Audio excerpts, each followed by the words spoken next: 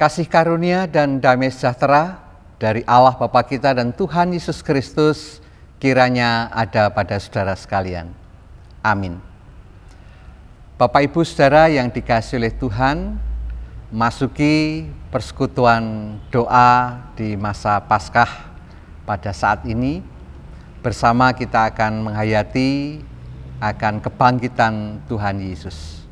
Oleh karena itu, bersama mari kita buka, bersama kita menyanyikan pelengkap Kidung Jemaat nomor 219, bait 1 dan bait 2, Di Saat Ini Ku Angkat Tembang.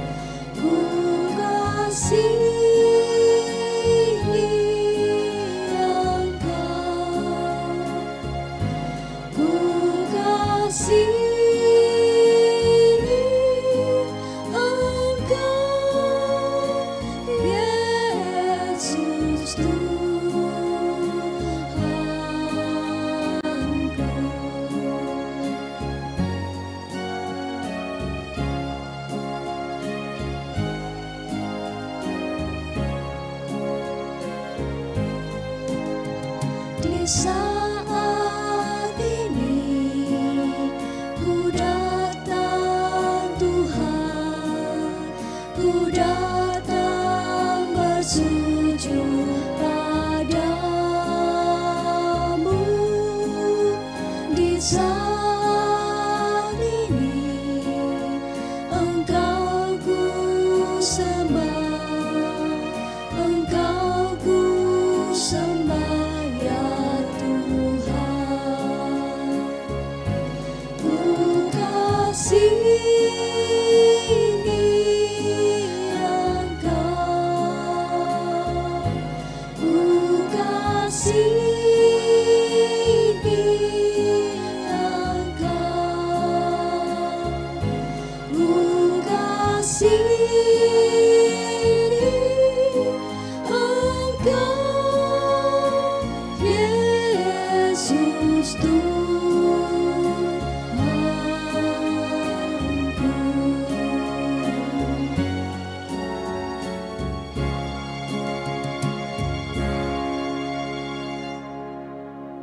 Sebelum kita bersama mendengarkan firman Tuhan, mari kita berdoa bersama-sama.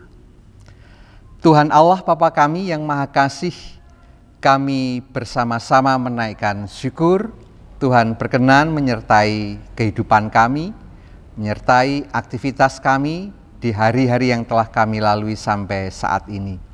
Demikian kami bersyukur jika kami bersama-sama boleh merayakan Paskah, boleh merayakan hari kebangkitan Tuhan Yesus Kristus bersama-sama dengan jemaat Tuhan, baik di gereja maupun di rumah masing-masing. Kini ya Tuhan, malam hari ini bersama kami bersekutu, bersama kami ingin terus menghayati akan kebangkitan Tuhan Yesus, yang itu semua akan meneguhkan iman pengharapan kami. Oleh karena itu ya Tuhan, di dalam persekutuan doa ini kami akan sejenak merenungkan sebagian dari firman Tuhan. Tolonglah kami melalui kuasa Roh Kudus-Mu, kami dimampukan untuk dapat mengerti apa yang menjadi kehendak Tuhan di dalam kehidupan kami. Terlebih Roh Kudus akan senantiasa memampukan kami untuk dapat melakukan apa yang Tuhan kehendaki itu dalam kehidupan kami sehari-hari.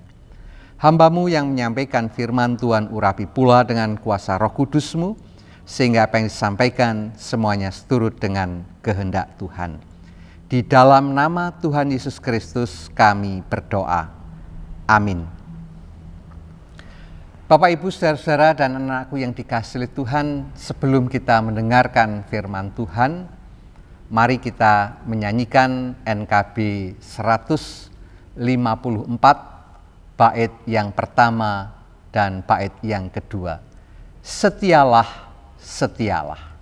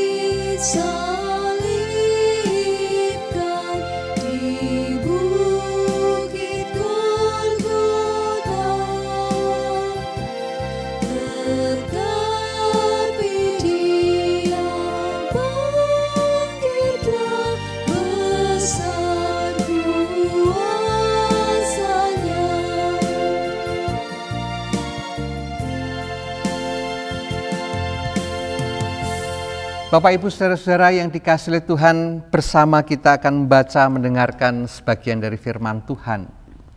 Tertulis di dalam surat 1 Korintus pasal 15 ayat 12 sampai ayat yang ke-20. Demikian firman Tuhan. Kebangkitan kita. Jadi bila mana kami beritakan bahwa Kristus dibangkitkan dari antara orang mati, bagaimana mungkin ada di antara kamu yang mengatakan bahwa tidak ada kebangkitan orang mati? Kalau tidak ada kebangkitan orang mati, maka Kristus juga tidak dibangkitkan. Tetapi andai kata Kristus tidak dibangkitkan, maka sia-sialah pemberitaan kami dan sia-sialah juga kepercayaan kami. Lebih daripada itu, kami ternyata berdusta di hadapan Allah, karena tentang Dia kami katakan bahwa Ia telah membangkitkan Kristus, padahal Ia tidak membangkitkannya. Kalau andai kata benar bahwa orang mati tidak dibangkitkan. Sebab jika benar orang mati tidak dibangkitkan, maka Kristus juga tidak dibangkitkan. Dan jika Kristus tidak dibangkitkan, maka sia-sialah kepercayaan kamu dan kamu masih hidup dalam dosamu. Demikianlah binasa juga orang-orang yang mati dalam Kristus. Jikalau kita hanya dalam hidup ini saja menaruh pengharapan pada Kristus, maka kita adalah orang-orang yang paling malang dari segala manusia. Tetapi yang benar ialah bahwa Kristus telah dibangkitkan dari antara orang mati, sebagaimana yang sulung dari orang-orang yang telah meninggal. Demikianlah firman Tuhan. Berbahagia kita yang mendengarkan firman Tuhan dan senantiasa memelihara dalam hati dan kehidupan kita. Haleluya. Bapak, Ibu, saudara-saudara yang dikasihi oleh Tuhan Yesus Kristus, bersama kita merenungkan firman Tuhan dengan judul Benar Yesus Bangkit. Bapak, Ibu, saudara-saudara yang dikasihi oleh Tuhan, kebangkitan Kristus merupakan tema sentral di dalam iman Kristen. Tanpa adanya fakta kebangkitan, kebenaran janji Tuhan akan adanya kebangkitan orang mati dan hidup yang kekal bagi mereka yang percaya kepadanya akan menjadi bualan kosong semata. Iman kita kepada Kristus pun akan sia-sia belaka. Meski kebangkitan Kristus adalah sebuah kenyataan, di sepanjang sejarah gereja selalu ada upaya-upaya yang dilakukan pihak-pihak tertentu untuk membuktikan bahwa Kristus yang disalibkan itu tidak pernah bangkit. Kesaksian Alkitab menjadi sarana untuk meneguhkan iman dan pengharapan kita. Kesaksian Alkitab akan menjadi sarana untuk meneguhkan kita menghayati kembali dan memegang teguh iman percaya kita bahwa kebangkitan Yesus serta maknanya bagi kita sekalian pada zaman sekarang ini. Saudara-saudara yang dikasihi Tuhan, Rasul Paulus mengatakan bahwa kebangkitan Kristus sungguh terjadi. Ada banyak saksi mata dari peristiwa itu. Yesus Kristus yang bangkit itu telah menampakkan diri kepada Kefas atau Petrus, ke-12 muridnya. Ia juga menampakkan diri kepada 500 orang sekaligus. Yakobus, semua rasul, dan pada akhirnya Rasul Paulus sendiri mempersaksikan dia yang bangkit. Sebagian saksi mata itu masih hidup saat Paulus menuliskan suratnya ini. Itu artinya saat Paulus menulis surat, fakta kebangkitan Yesus itu bisa dikonfirmasi.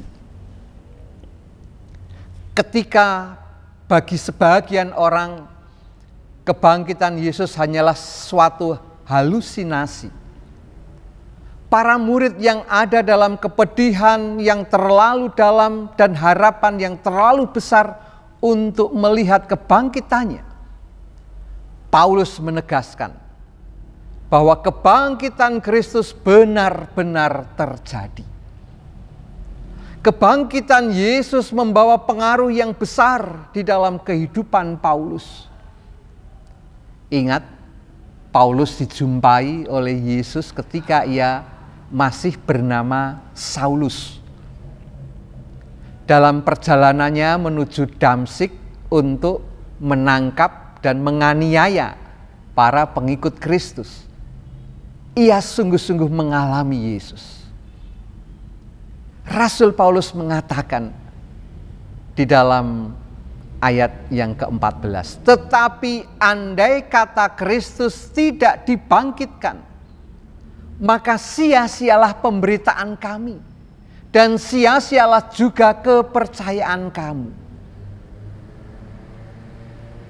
Selain itu, Paulus menegaskan, jika benar Yesus tidak bangkit, berarti ia berdusta kepada Allah yang diberitakannya telah membangkitkan Yesus.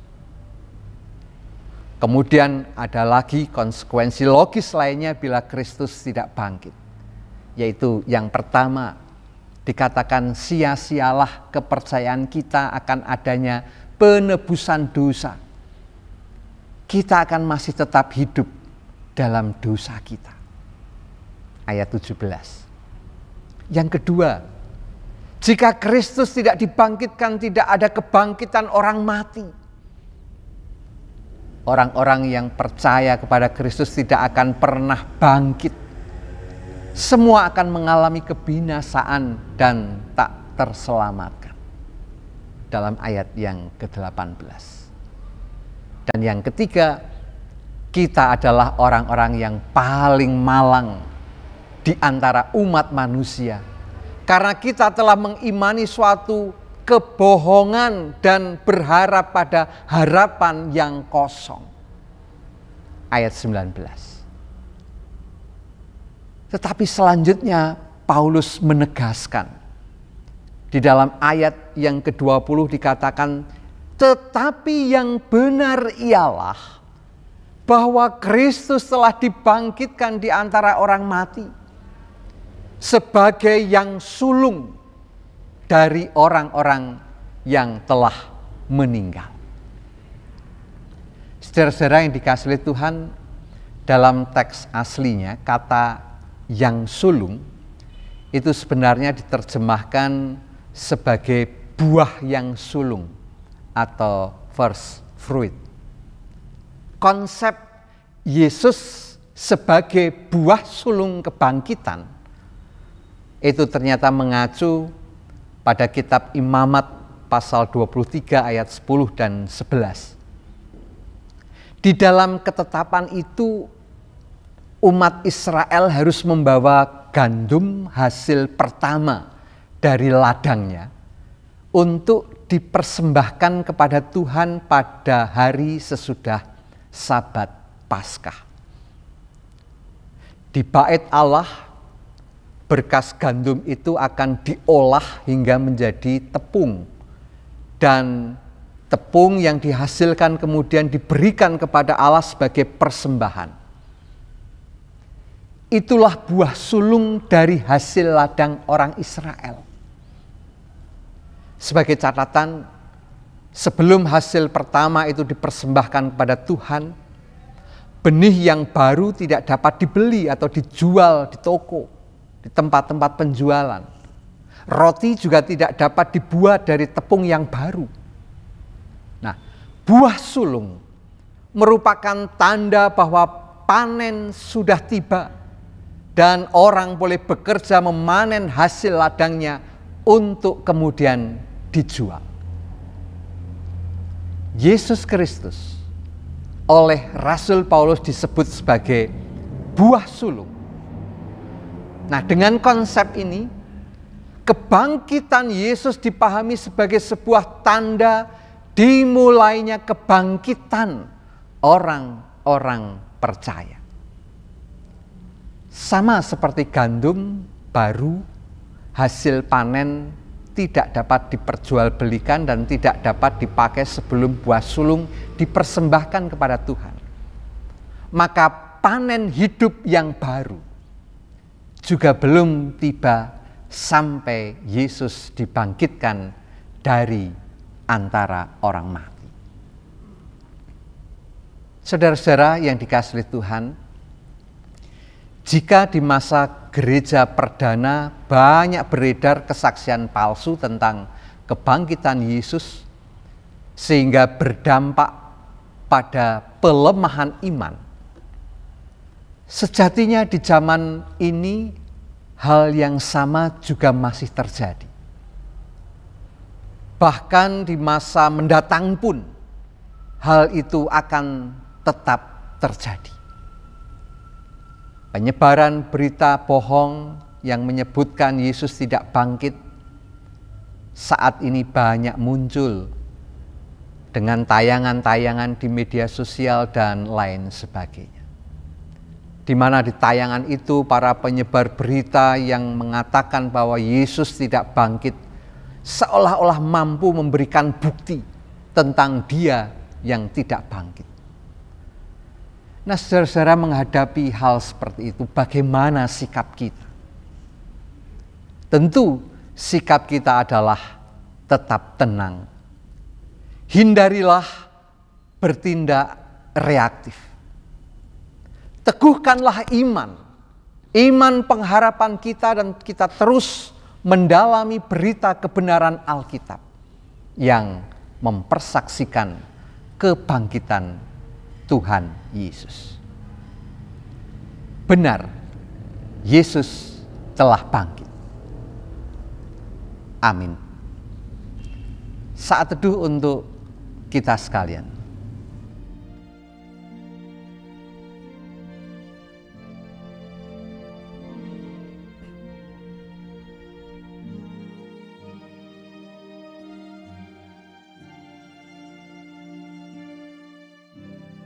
Bapak, Ibu, saudara-saudara yang dikasihi oleh Tuhan, bersama mari kita nyatakan syukur kita kepada Tuhan dengan kita menghaturkan persembahan kepada Tuhan.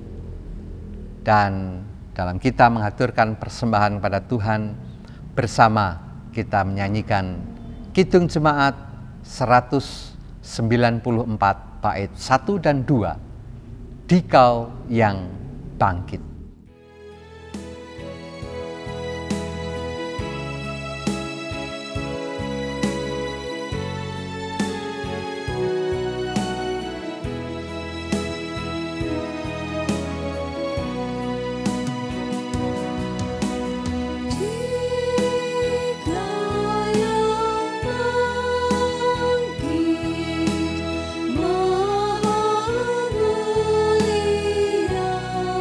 mulia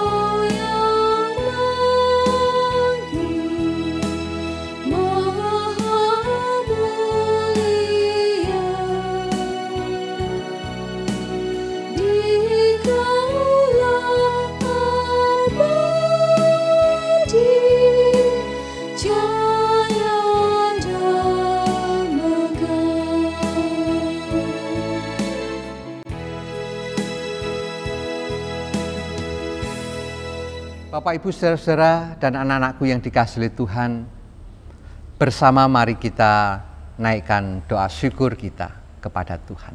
Mari kita berdoa. Ya Tuhan Allah Bapa kami yang Maha Kasih, kami bersyukur kalau Tuhan berkenan menyapa kami melalui bacaan firman Tuhan yang kami baca dan kami dengarkan, serta kami renungkan bersama-sama. Benar bahwa Yesus telah bangkit. Itulah yang menjadi jaminan iman, percaya, dan pengharapan kami kepada Tuhan. Bahwa kami pun akan dibangkitkan. Kami pun akan mendapatkan keselamatan yang kekal di dalam Tuhan. Oleh karena itu ya Tuhan, kami mohon kiranya Tuhan senantiasa memampukan kami untuk terus boleh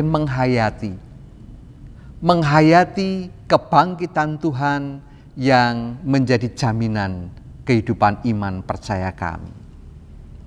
Tolonglah kami ya Tuhan menghadapi berbagai macam cobaan, godaan, bahkan mungkin olok-olok yang ada di sekitar kami. Namun biarlah kami terus berpegang pada iman pengharapan kami bahwa Yesus telah bangkit dari antara orang mati dan itu menjadi jaminan di dalam kehidupan iman percaya kami kepada Tuhan sampai selama-lamanya.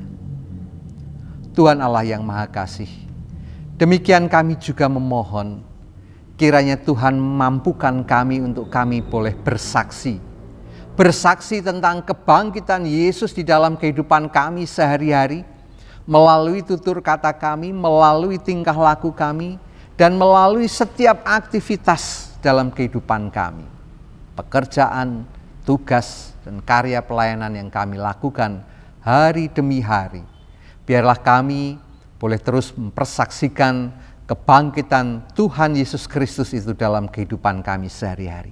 Sehingga makin banyak orang yang mendengar, makin banyak orang yang percaya, dan demikian nama Tuhan yang akan dimuliakan. Tuhan Allah Bapa kami yang Maha Kasih, bersama pada malam hari ini pula kami mohon berkat Tuhan untuk kehidupan keluarga kami masing-masing. Di dalam kami membangun kehidupan keluarga kami bersama-sama dengan orang tua, anak-anak, saudara-saudara kami. Tolonglah kami ya Tuhan, agar kami dimampukan untuk terus boleh menghargai, menghormati, saling melayani satu dengan yang lain. Agar dengan demikian kehidupan bersama kami di keluarga kami masing-masing menunjukkan satu bukti dalam karya kesaksian kami bahwa kami telah menerima kasih karunia dari Tuhan. Kami telah Tuhan layani, demikian pula kami akan saling melayani, saling memperhatikan satu dengan yang lainnya. Tuhan, kami mohon berkat untuk para orang tua yang bekerja, melakukan setiap aktivitas dan tugas tanggung jawabnya. Berikan mereka kekuatan, berikan mereka kesehatan, agar apa yang dilakukan sungguh menjadi berkat bagi keluarga mereka. Demikian pula kami berdoa untuk anak-anak kami ya Tuhan.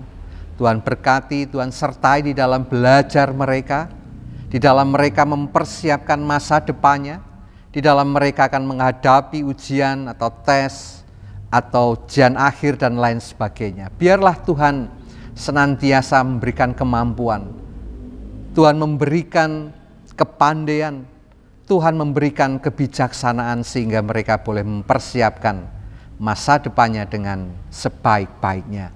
Dengan belajar, dengan ketekunan dalam belajar, di dalam ketekunan dalam pengabdiannya kepada sekolah, kepada pelajaran, kepada guru, kepada teman. Itu semua akan menjadi pengalaman yang terindah di dalam mereka mempersiapkan hari depannya dengan baik. Tuhan Allah yang Maha Kasih, bersama-sama pada saat ini kami juga mohon kiranya Tuhan memberkati bangsa dan negara yang kami cintai. Kami mohon berkat Tuhan untuk para pemimpin bangsa kami, sehingga mereka dengan kebijaksanaan dari Tuhan Mereka boleh melakukan apa yang mereka rancang untuk kemajuan, perkembangan negara yang kami cintai, Indonesia ini. Tuhan Allah yang Maha Baik, dalam persekutuan doa kami pada saat ini, bersama-sama kami juga mengaturkan persembahan kepada Tuhan sebagai ucapan syukur. Berkatilah ya Tuhan persembahan kami, sucikanlah persembahan kami sehingga itu semua boleh menjadi kekuatan di dalam kami, melanjutkan karya pelayanan kami untuk kemuliaan nama Tuhan, karya kesaksian kami di tengah-tengah masyarakat. Tuhan Allah yang Maha Kasih, kami akan mengakhiri persekutuan doa kami pada malam hari ini. Kami akan melanjutkan aktivitas tugas-tugas kami. Kami akan beristirahat di malam hari nanti. Biarlah Tuhan senantiasa melindungi dan menyertai kami sekalian.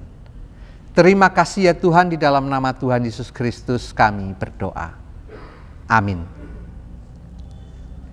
Bapak Ibu saudara yang dikasihi Tuhan, bersama mari kita akhiri persekutuan doa kita pada malam hari ini dengan kita menyanyikan Kidung Jemaat 194 bait yang ketiga, Dikau yang Bangkit.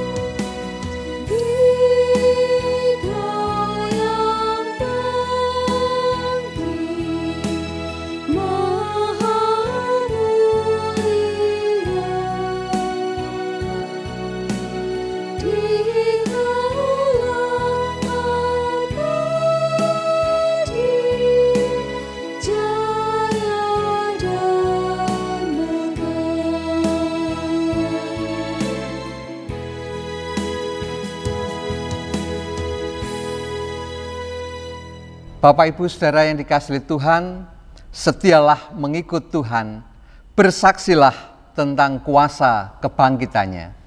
Untuk itu terimalah berkat Tuhan.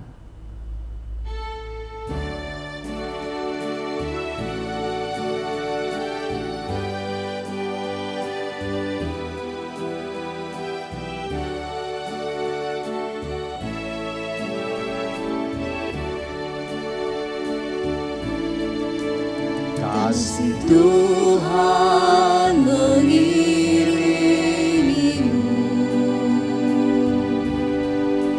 dan sayapnya melindungimu.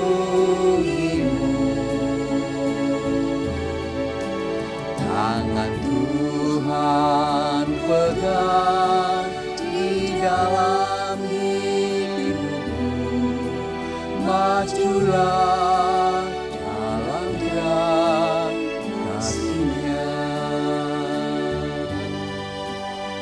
Amin.